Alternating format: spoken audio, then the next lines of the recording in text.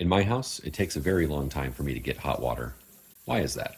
When you open the tap, hot water starts heading your way, but it has a long way to go.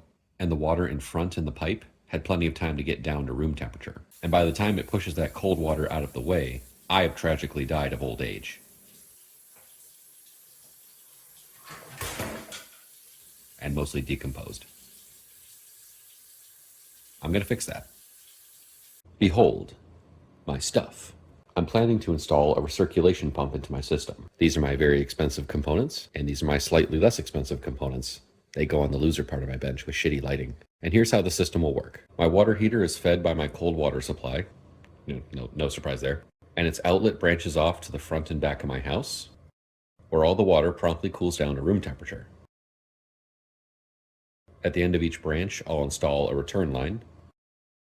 Those lines merge together with some flow controls, and that singular line travels back towards the heater.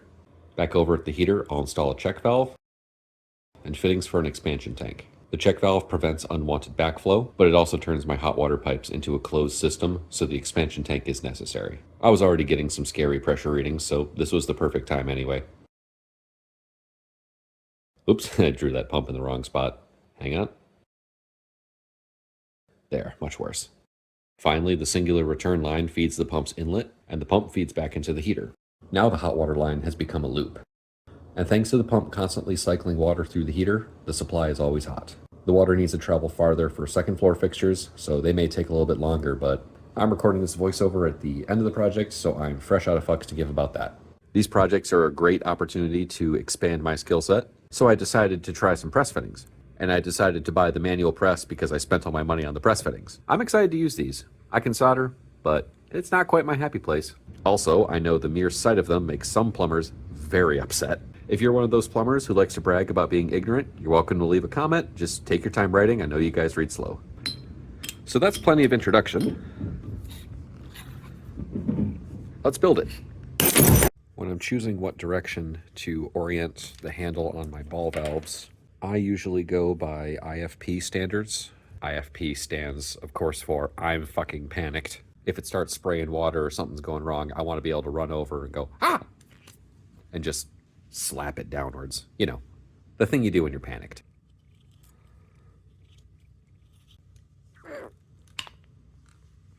With the handles extended, I give that like a 3 out of 10 on the grunt scale. That mark serves as a reference to make sure that the pipe did not sneak out before you pressed it. Time for the check valve. Check valves are basically like a coupler, but they're extremely picky. Inside there's a plastic ball on a spring, and this will permit water to flow only in that direction. I stood there and stared at the direction of those arrows for about a minute before I crimped it, and I'm proud to report that I did not fuck it up. Cleaned that off with some sandpaper and found it is brass.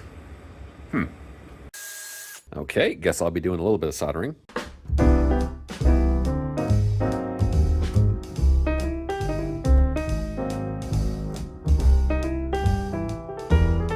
I was not expecting to have to solder around here, but oh well. I'm gonna get a C for cinematography. Oh, come on. Well, that's the biggest wrench I have. I'm not proud of this, but I'm doing it anyway. Oh, turns out it wasn't on there very tight to begin with. I've been waiting here a long time for this pipe to dry out, and it's almost 11 p.m. I'd like to get this done relatively soon, so let's try this. Damn! That works pretty well. This is water that I poured out before I shut the pipes down. Using my brain. I've also got my apprentice here today. He doesn't care how hot he gets. I never catch him on his phone, and he hasn't asked me for a pay raise, well, ever.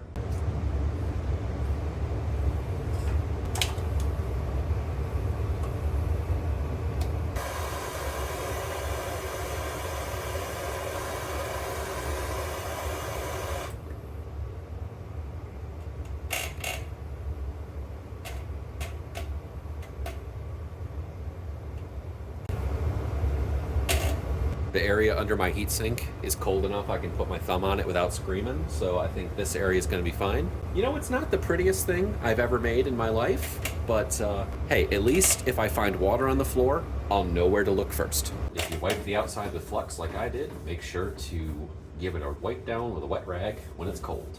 I've been sweating fins for 35 years. I ain't never whacked it down with a rag. Ain't got no callbacks neither. Yeah, it's because they called somebody else, dude. Fucking idiot. Alright, back to the main attraction. Figuring out what to cut and where. Oops, never mind. Might get a better measurement if I support this back up where it belongs. I knew I had more room than that.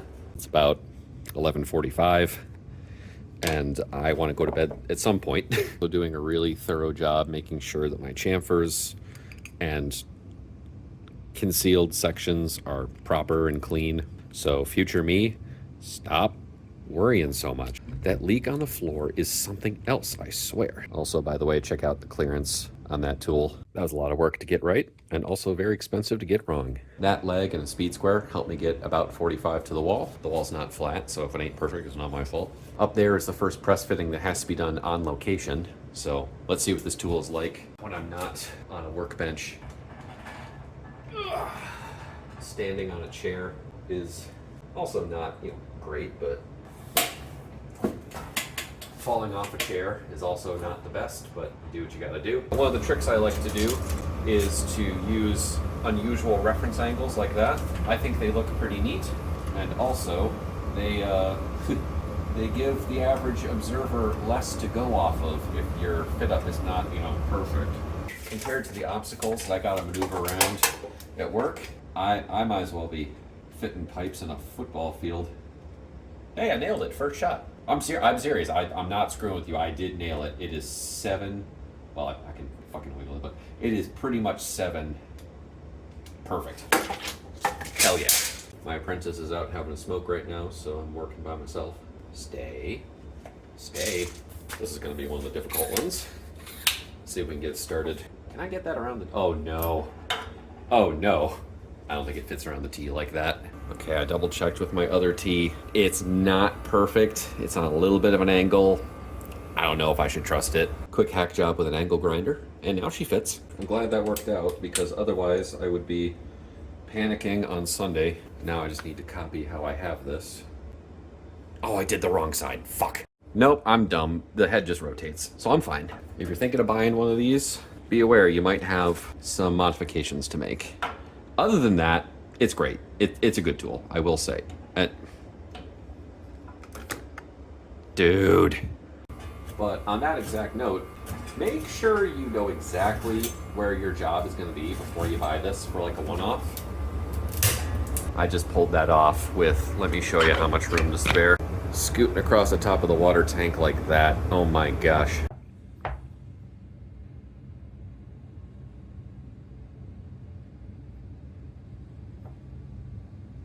This doesn't feel strictly necessary, but I have a hunch I'll be taking this apart someday for some reason. A couple of tweaks finger tight is totally fine. That was a joke.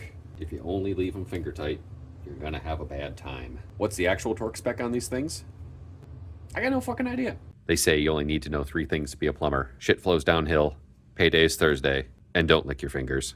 The hot water in my house branches off from the heater towards the front and towards the rear in 2 main legs. That means I'm going to need 2 return lines, and they're going to have to merge into one. I've got these assemblies: gate valve, check valve. The check valve will prevent backflow from one into the other, and the gate valves allow me to equalize the resistance to flow in each half of the system. Also, because I know myself, and I just know I'm going to pitch these into a box and do other projects for 3 weeks, I put these little cutoffs on to protect the fittings.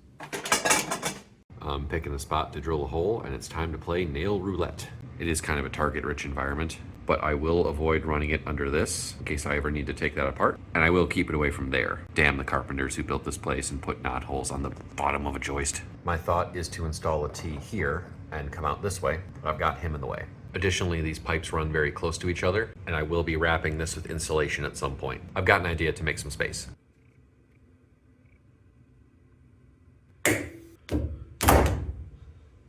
Damn, that worked great. I thought I was going to be struggling there for a minute. The kids are napping right now, so I'm not going to start smacking supports back in, but I'm very pleased with how well that worked. Also, if you're watching and you know what this strap actually is, I promise it is retired from life support. And in its retirement, I'm dragging it 90 degrees across metal edges. How about there? Good a place as any. Something I like to do to keep these rings from falling down on their own is to give them a very slight pre-squeeze. Keeps them in place for you. Remember that piece from before? I'm gonna angle this a little bit ahead of time. I want that nice space down there. I'm gonna refasten it to the ceiling. And for that, I have my gapping stick and my smacking stick. You know, I just turned the water back on and the kids are gonna be awake in 10 minutes, so it is not the time to do my impression of Larry Hahn. For those of you who think I'm doing this wrong or stupid, let me lose you even more. Instead of nailing these hangers right to the joists, I'm gonna nail these little blocks right to the joist. I drilled a pilot hole there, and then I'll pound these in. The primary goal is to give myself an easier time adding insulation. The insulation kind of looks like a pool noodle, and if the hanger is tight on the joist, I have to cut the foam so it can cope around the joist. Remember how badly I wanted to keep this pipe away from a knot on the underside of a joist? Seriously, fuck the guys who frame.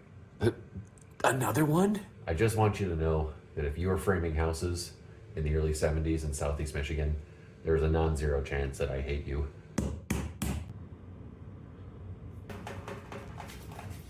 Yeah. The main reason I'm doing this project, that water was ice cold. Oh, especially the water just splashed me too.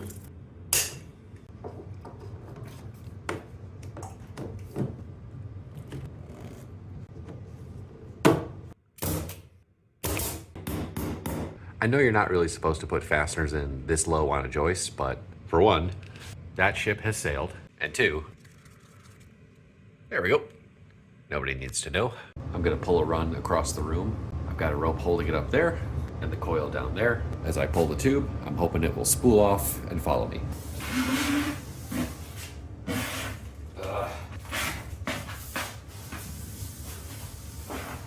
Kind of successful, maybe like a 4 out of 10. I have to curve this section of pipe underneath this LVL. It's all pre-bendy from being in a coil. Here's a chance to turn that bend into an asset instead of an annoyance. I'm gonna do so by turning it upside down, and then that curve is helping me out. Pretty good, right? Can you believe I'm doing all this without a laser? Shh, don't tell them. Welcome back to this area. Now with light so you can actually see, and I turned my furnace off so you can actually hear. I could have done all those things earlier, but I didn't. Progress here includes the addition of an expansion tank, addition of the pump, a couple more soldered fittings. And I'd hardly call this progress, but I put in some temporary supports to keep this thing from wiggling while I'm working on it. The pump's inlet line has been put in place, and this valve here has a very special feature. That special feature is this vent. All the air that was in here will have a chance to migrate up to this drain, which happens to be the highest point in the whole system. This is not the normal orientation for these drains. They're really supposed to go on the bottom, but this is a special case. So says me. I would say a solid third of that is going in the bucket right now, and that's not nothing. Where are the other 2/3 going? Down my arm and into my shirt. Okay, let's plug it in and hope for happy pump noises. I have no idea what it's doing. Okay, that was a problem. All right, let's do that again. Hear that? That's water now getting to the pump. All that purging, all that changing my shirt for nothing. After opening that valve, there was a lot more air in the purge, so it was successful. There was also a lot of water that ran down my arm again. It has officially stopped making gushy sounds. Gross, I know. And is now just going like a happy pump. It's only been a couple minutes of that pump running, and this is now quite hot to the touch. I am very impressed. I still need to add foam insulation because otherwise this is just going to be a giant radiator. I don't have that foam right now, so I'm going to turn the pump off for tonight. But before I do that,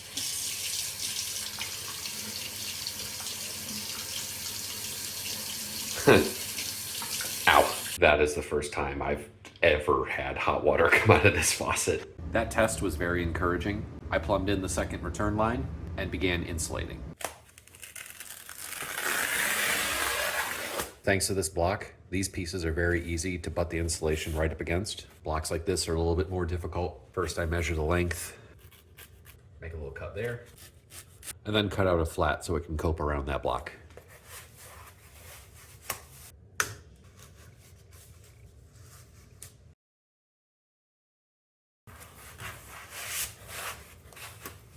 These blocks are now very well worth it. I installed 33 of these hangers on this project, and each one is about 3/8 of an inch wide.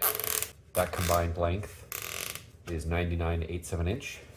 I got 99/8, but a bitch ain't one. If these have no insulative value, leaving these uncovered is equivalent to leaving 12 3/8 of an inch of pipe uncovered in the whole system, which is probably at least 200 feet. I think I can deal with that.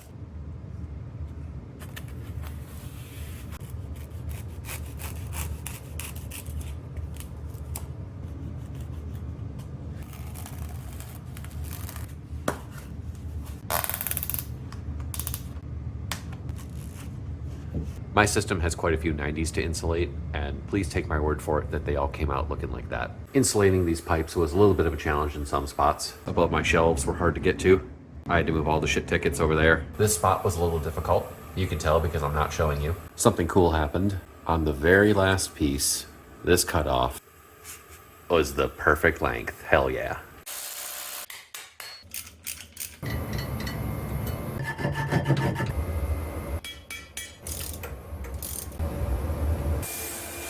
That little fucker still broke on me. Sometimes the ends of big projects sneak up on me. I wrapped that fiberglass insulation on the hot water line and I was done. I could probably still put some on here, but I ran out.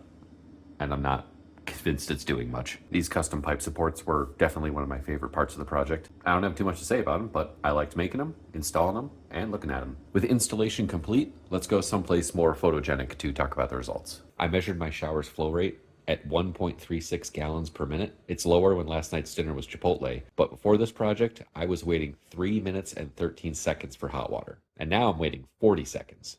I was wasting about 4 3/8 of a gallon every shower waiting for hot water.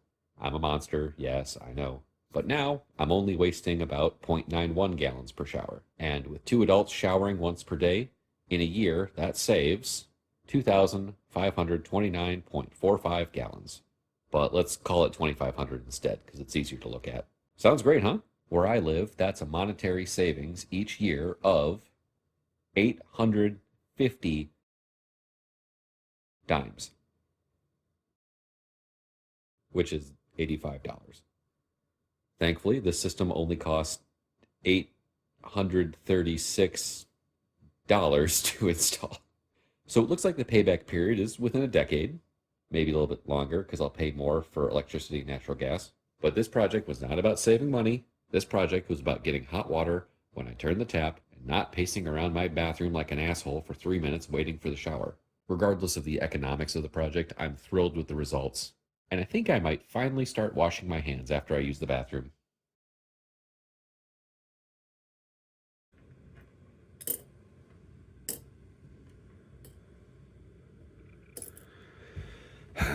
I'm not even getting paid for this shit.